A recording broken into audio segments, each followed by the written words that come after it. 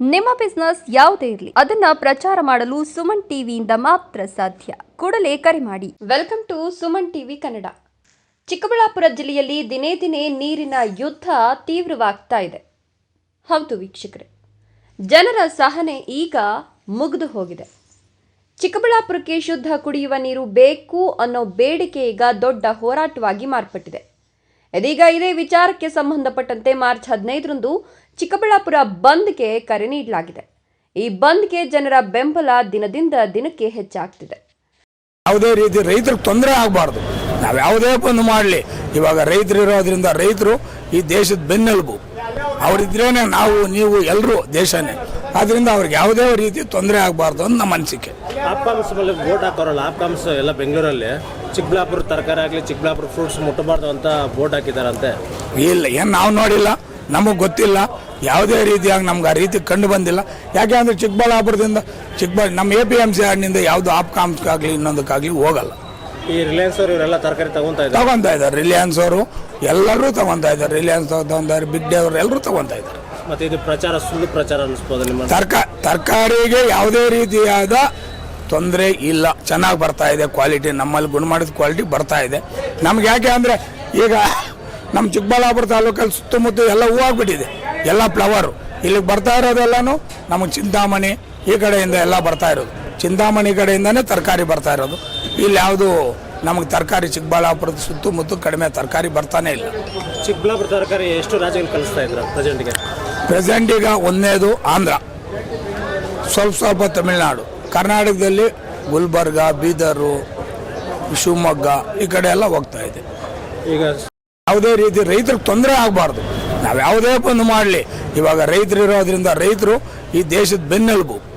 ಅವರಿದ್ರೇನೆ ನಾವು ನೀವು ಎಲ್ಲರೂ ದೇಶನೇ. ಆದ್ರಿಂದ ಅವ್ರಿಗೆ ಯಾವುದೇ ರೀತಿ ತೊಂದರೆ ಆಗಬಾರ್ದು ಅಂತ ನಮ್ಮ ಅನಿಸಿಕೆ. ತರಕಾರಿಗೆ ಯಾವುದೇ ರೀತಿಯಾದ ತೊಂದರೆ ಇಲ್ಲ. ಚೆನ್ನಾಗಿ ಬರ್ತಾ ಇದೆ ಕ್ವಾಲಿಟಿ. ನಮ್ಮಲ್ಲಿ ಗುಣಮಟ್ಟದ ಕ್ವಾಲಿಟಿ ಬರ್ತಾ ಇದೆ. ನಮ್ಗೆ ಯಾಕೆ ಅಂದರೆ ಈಗ ನಮ್ಮ ಚಿಕ್ಕಬಳ್ಳಾಪುರ ತಾಲೂಕಲ್ಲಿ ಸುತ್ತಮುತ್ತ ಎಲ್ಲ ಹೂವಾಗ್ಬಿಟ್ಟಿದೆ, ಎಲ್ಲ ಫ್ಲವರು. ಇಲ್ಲಿಗೆ ಬರ್ತಾ ಇರೋದೆಲ್ಲನೂ ನಮಗೆ ಚಿಂತಾಮಣಿ ಈ ಕಡೆಯಿಂದ ಎಲ್ಲ ಬರ್ತಾ ಇರೋದು. ಚಿಂತಾಮಣಿ ಕಡೆಯಿಂದನೇ ತರಕಾರಿ ಬರ್ತಾ ಇರೋದು. ಇಲ್ಲಿ ಯಾವುದು ನಮಗೆ ತರಕಾರಿ ಚಿಕ್ಕಬಳ್ಳಾಪುರದ ಸುತ್ತಮುತ್ತ ಕಡಿಮೆ ತರಕಾರಿ ಬರ್ತಾನೆ ಇಲ್ಲ. ಪ್ರೆಸೆಂಟ್ ಈಗ ಒಂದನೇದು ಆಂಧ್ರ, ಸ್ವಲ್ಪ ತಮಿಳುನಾಡು, ಕರ್ನಾಟಕದಲ್ಲಿ ಗುಲ್ಬರ್ಗ, ಬೀದರು, ಶಿವಮೊಗ್ಗ ಈ ಕಡೆ ಎಲ್ಲ ಹೋಗ್ತಾ ಇದೆ. ಈಗ ಶುದ್ಧ ನೀರು ಬೇಕು ಅಂತ ನಿಮ್ಮ ಅಭಿಪ್ರಾಯ? ಶುದ್ಧ ನೀರು ಕೊಡಲೇಬೇಕು.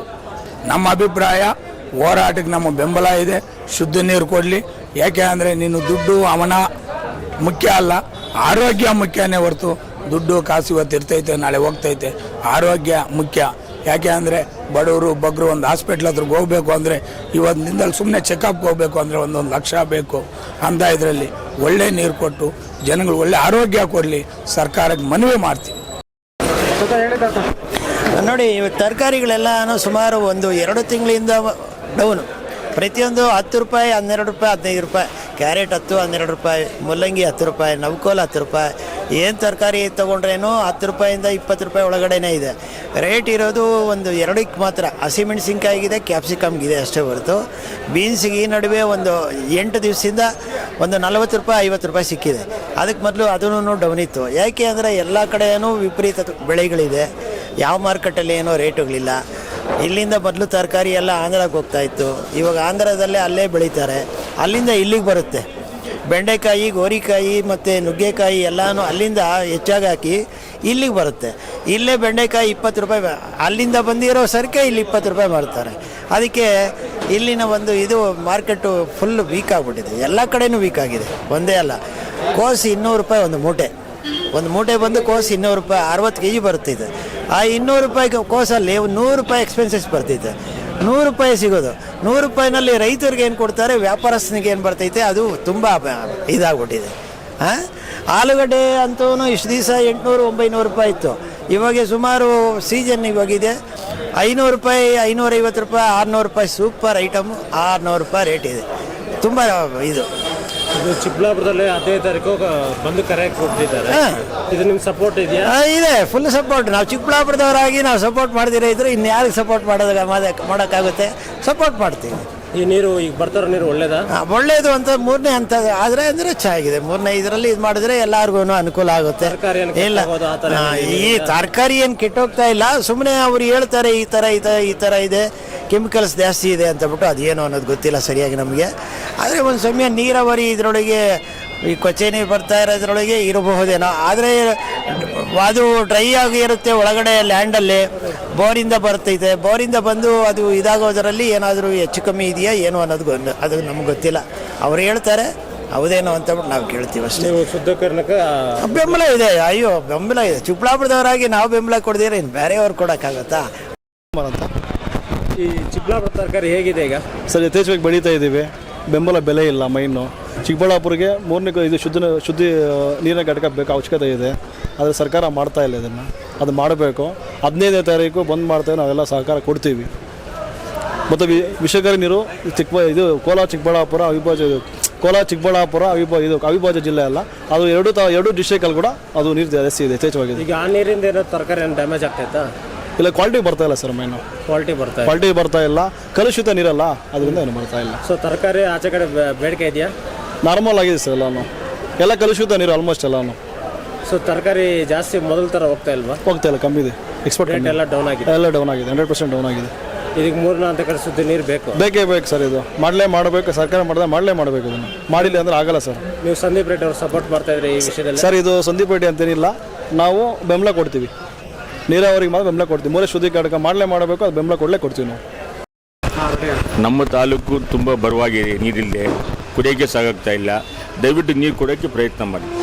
15ನೇ ತಾರೀಕು ಎತ್ತಿನ ಹೊಳೆ ಆದರೆ ತುಂಬ ಚೆನ್ನಾಗಿ, ಯಾಕಂದರೆ ಅದರಲ್ಲಿ ಯಾವ ಒಂದು ಡಿಸೀಸಸ್ ಇಲ್ಲ, ಒಳ್ಳೆ ಅನುಕೂಲವಾದಂಥ ನೀರು. ಅದಕ್ಕೆ ಪ್ರಯತ್ನ ಮಾಡೋಣ. ಅದಕ್ಕೆ ನಮ್ಮ ಮುಖ್ಯಮಂತ್ರಿಗಳನ್ನ ಒತ್ತಾಯ ಮಾಡಬೇಕು ಅಂತ ನಮ್ಮೊಂದು ಉದ್ದೇಶ. ಈ ತರಕಾರಿಗಳ ಬೆಲೆ ಇದೆಯಲ್ಲ? ತರಕಾರಿಗೆ ಒಂದಿನ ಹಿಂದೆ ಮುಂದೆ ಆಗ್ತಾ ಇರುತ್ತೆ. ತರಕಾರಿ ಏರುಪೇರು ಇದ್ದೇ ಇರ್ತದೆ. ಜೀವನ ಅಂದಮೇಲೆ ತರಕಾರಿ ಮೇಲೆ ಚೆನ್ನಾಗಿರ್ತದೆ ಇವೆಲ್ಲನೂ. ಈ ಕೊಳಚೆ ನೀರಿಂದ ತರಕಾರಿ ಏನು ಡ್ಯಾಮೇಜ್ ಆಗ್ತಾಯಿತ್ತಾ? ನಮಗೇನು ಅದ್ರ ಮುಂದೆ ರಿಪೋರ್ಟ್ ಏನು ಬಂದಿಲ್ಲಪ್ಪ, ಬಂದಿಲ್ಲ. ಯಾಕೆ ನಾವೇ ಕೇಳಬೇಕು ನಾವೆಲ್ಲ. ರೇಟ್ಗಳೆಲ್ಲ ಚೆನ್ನಾಗಿ ಹೋಗ್ತೈತೆ ಈಗ? ಪರವಾಗಿಲ್ಲ, ಇರೋದ್ರಲ್ಲಿ ಪರವಾಗಿಲ್ಲ. ನಮ್ಮಲ್ಲಿ ಏನಾಗಿದೆ ಅಂದರೆ ಲೇಬರ್ ಕಾಸ್ಟ್ ಜಾಸ್ತಿ ಆಯಿತು. ಎಲ್ಲ ಕಮರ್ಷಿಯಲ್ ಲ್ಯಾಂಡ್ಸ್ ಆಯಿತು, ಲೇಬರ್ ಕಾಸ್ಟ್ ಆಯಿತು, ಅದಕ್ಕೋಸ್ಕರ ಕೂಲಿ ಜಾಸ್ತಿ ಆಯಿತು. 15ನೇ ತಾರೀಕು ಬಂದು ಕರೆ ಕೊಟ್ಟಿದ್ದಾರೆ, ಅದಕ್ಕೆ ನೀವು ಬೆಂಬಲ ಕೊಡ್ತೀರಾ? ಅದನ್ನು ನಾವೆಲ್ಲ ಯೋಚನೆ ಮಾಡಬೇಕಾಗುತ್ತೆ. ಅದಕ್ಕೆ ನಾವು ಒಬ್ಬರು ಹೇಳೋಕ್ಕಾಗಲ್ಲ. ಗೊತ್ತಿಲ್ಲ ಅಂದರೆ ಅವ್ರು ಹೇಳ್ತಾ ಇರೋದು ನೀವು ಸ್ಟ್ರೈಕ್ ಮಾಡೋಕಂದ್ರೆ ಎಲ್ಲ ಬಂದ್ ಮಾಡಿ ಅಂತಲ್ಲ, ನೀವು ಸ್ವಲ್ಪ ಬೆಂಬಲ ಕೊಡಿ. ಒಳ್ಳೇದಕ್ಕೆ ಎಲ್ಲ ಬೆಂಬಲ ಇದ್ದೇ ಇರೋದೇ, ಆದರೆ ಈ ಥರ ಗಲಾಟೆಗೆಲ್ಲನೂ ಯೋಚನೆ ಮಾಡಬೇಕಾಗುತ್ತೆ. ನಾರ್ಮಲ್ ಆಗಿ ಸ್ವಚ್ಛದಾಗಿ ಬೆಂಬಲ ಕೊಡಿ ಅಂತ, ಅದಕ್ಕೆಲ್ಲ ಬೆಂಬಲ ಇರುತ್ತೆ ಬಿಡಿ. ಕೊಳಚೆ ನೀರಿಂದ ಕ್ಯಾನ್ಸರು ಇನ್ನೊಂದು ಮತ್ತೊಂದು ಬರುತ್ತೆ ಅಂತ ಎಲ್ಲರೂ ಊಹೆಪೋಹೆಗಳಿದೆ.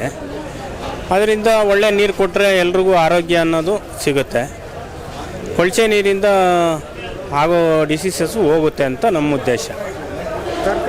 ತರಕಾರಿಯಲ್ಲಿ ವಿಷಕಾರಿ ಅಂಶ ಇದೆ ಅಂತ ಮೊನ್ನೆ ಟಿ ವಿಯಲ್ಲಿ ಬಂದಿತ್ತು. ಅದು ನಿಜ ಆಗ್ಬೋದೇನೋ ಗೊತ್ತಿಲ್ಲ. ಅದಕ್ಕಾಗಿ ಎತ್ತಿನ ಒಳ್ಳೆ ನೀರು ಕೊಟ್ಟರೆ ಒಳ್ಳೆಯದಾಗತ್ತೆ, ಎಲ್ರಿಗೂ ಒಂದು ಒಳ್ಳೆಯ ಉದ್ದೇಶ. ಕ್ವಾಲಿಟಿ ಬರುತ್ತೆ ಮತ್ತು ಒಳ್ಳೆ ಆರೋಗ್ಯ ಸಿಗುತ್ತಲ್ವಾ. ಆರೋಗ್ಯ ಸಿಕ್ಕಿದ್ರೆ ಎಲ್ಲರೂ ಚೆನ್ನಾಗಿರ್ತಾರೆ. ಆರೋಗ್ಯ ಇದ್ದರೆ ಭಾಗ್ಯ.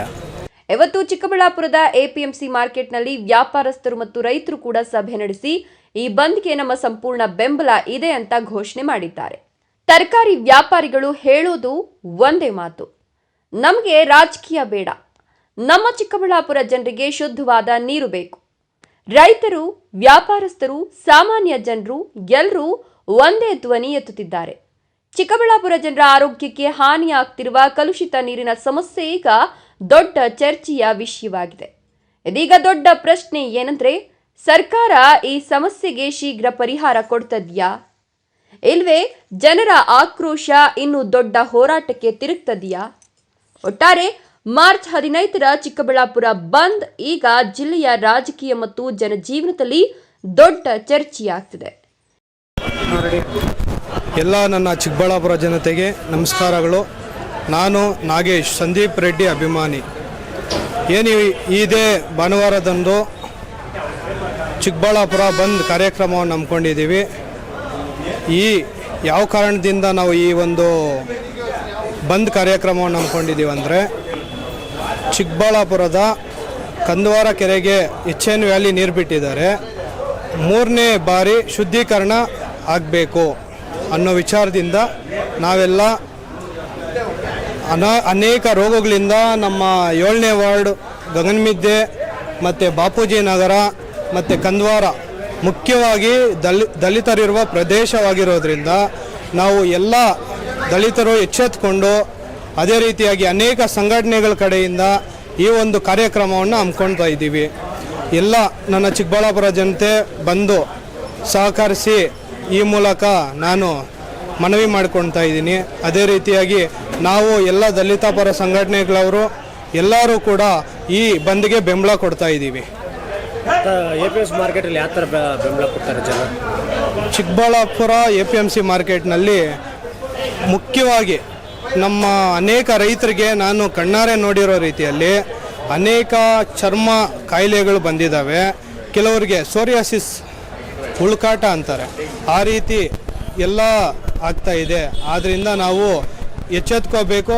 ಎಲ್ಲ ರೈತರು ಮುಖ್ಯವಾಗಿ ಮೊದಲು ನಮ್ಮ ರೈತರಿಗೆ ನಾನು ಮನವಿ ಮಾಡ್ಕೊತೀನಿ, ಕೈ ಮುಗಿದು ಮನವಿ ಮಾಡ್ಕೊತೀನಿ. ಈ ಮೂಲಕ ಈ ಒಂದು ಬಂದ್ಗೆ ಎಲ್ಲರೂ ಬಂದು ಯಶಸ್ವಿ ಮಾಡಿಕೊಡ್ಬೇಕಾಗಿ ನಾನು ವಿನಂತಿ ಮಾಡ್ಕೊತಾ ಇದ್ದೀನಿ. ತರಕಾರಿಗಳು ಎಲ್ಲ ತರಕಾರಿಗಳ ವಿಷಕಾರಿತ ತರಕಾರಿಗಳು ಜಾಸ್ತಿ ಬರ್ತಾ ಇದೆ.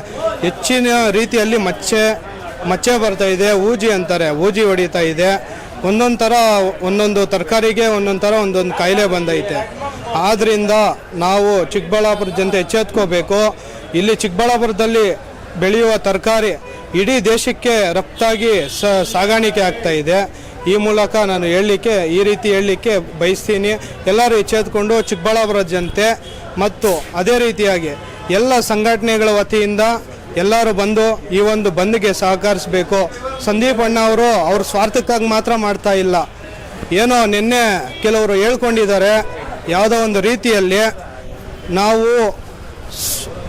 ನಾವು ಯಾರನ್ನೂ ಜನರ ಮೇಲೆ ಈ ಗೂಬೆ ಕೂರಿಸೋ ಕೆಲಸಗಳು ಅವೆಲ್ಲ ಏನೂ ಮಾಡ್ತಾ ಇಲ್ಲ. ಜನತೆಗೆ ಸೇವೆ ಮಾಡೋದಿಗೆ ಮಾತ್ರನೇ ಹೊರಟಿರೋದು. ಸಂದೀಪನ್ನ ಎಲೆಕ್ಷನಲ್ಲಿ ನಿಂತರು ಮನೆಯಲ್ಲಿ ಮಲ್ಕೊಂಡ್ರು 1 ಲಕ್ಷಕ್ಕಿಂತ ಓಟ್ ಮೆಜಾರಿಟಿಯಲ್ಲಿ ಗೆದ್ದು ಬರ್ತಾರೆ. ಆ ರೀತಿ ಜನರನ್ನ ಕಾಪಾಡ್ಕೊಂಡು ಬರ್ತಾ ಇದ್ದಾರೆ. ಜಾತಿ ಭೇದ ಭಾವ ಯಾವುದು ನೋಡದೆ ಧರ್ಮಾತೀತವಾಗಿ ಜಾತ್ಯತೀತವಾಗಿ ಎಲ್ಲರನ್ನೂ ಒಗ್ಗೂಡಿಸ್ಕೊಂಡು ಬರ್ತಾ ಇದ್ದಾರೆ. ಅದಕ್ಕೆ ಸಂದೀಪ್ ಅಣ್ಣ ಅವ್ರ ಬಗ್ಗೆ ಯಾರಿಗೇ ಆಗಲಿ ಇಡೀ ಚಿಕ್ಕಬಳ್ಳಾಪುರದಲ್ಲಿ ಮಾತಾಡೋ ಅರ್ಹತೆ ಇಲ್ಲ. ಈ ನೀರಿನ ಹೋರಾಟ ಮುಂದಿನ ದಿನಗಳಲ್ಲಿ ಯಾವ ದಿಕ್ಕಿಗೆ ಹೋಗುತ್ತೆ ಅನ್ನೋದನ್ನ ಕಾದ್ ನೋಡಬೇಕಿದೆ. ಇನ್ನಷ್ಟು ಅಪ್ಡೇಟ್ಸ್ಗಾಗಿ ನೋಡ್ತೀರಿ ಸುಮನ್ ಟಿವಿ ಕನ್ನಡ.